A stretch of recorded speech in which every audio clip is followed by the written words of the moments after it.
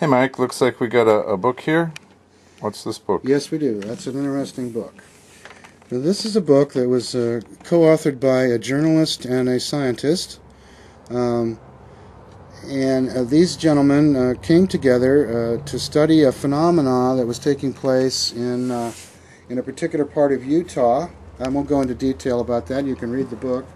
But let's suffice it to say there was a ranch in Utah near where Ute Indians were prevalent in that area, and the Indians had a legend associated with that particular ranch, with that particular area, as being kind of a taboo place to go because it's the realm of the skinwalker.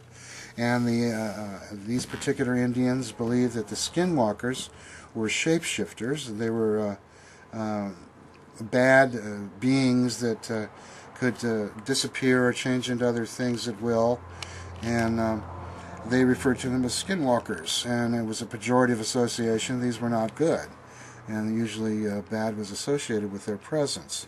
So that was, of course, the legend according to the Indians in the area.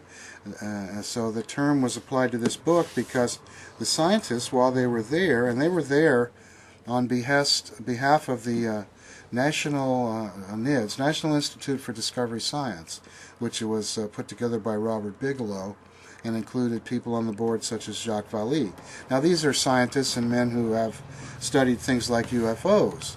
Now some people in the Bigfoot community would at this point, when I use the term UFO, get a little excited because they don't like to hear about UFOs and other things that are not strictly related to Bigfoot, and Bigfoot being flesh and blood and part of the natural order and the way we know things to be. But the fact remains that there are stories that crop up in the Bigfoot anecdotal database where people are convinced that something paranormal has occurred that is associated with their Bigfoot.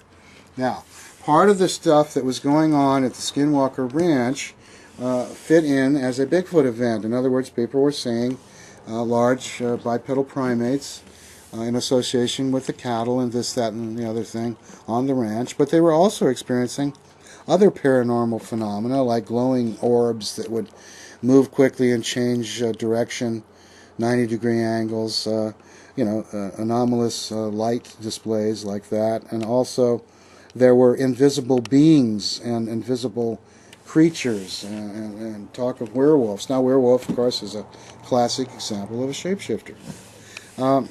So this stuff went on the ranch, and then finally these scientists, after several years of trying to document this, all of these strange events, they kind of gave up because what happened was they actually experienced the events from the point of view of their own sensory input.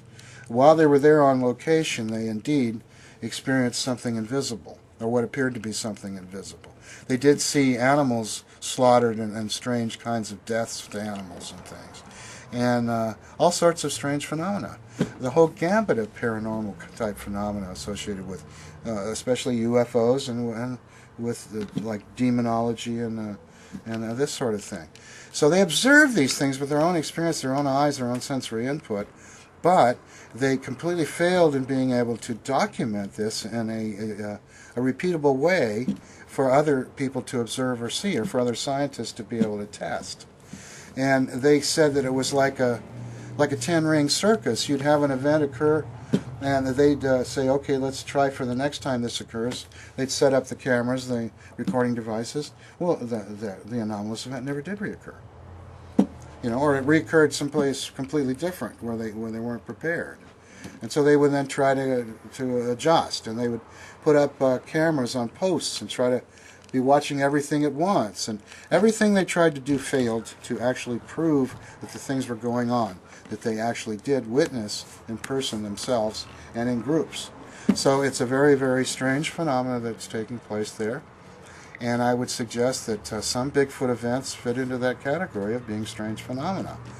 That doesn't negate that there could be flesh and blood Bigfoots that are normal, but some Bigfoot events, at least, and as perceived by the people that are there, appear to be paranormal. So let's deal with that on its own level.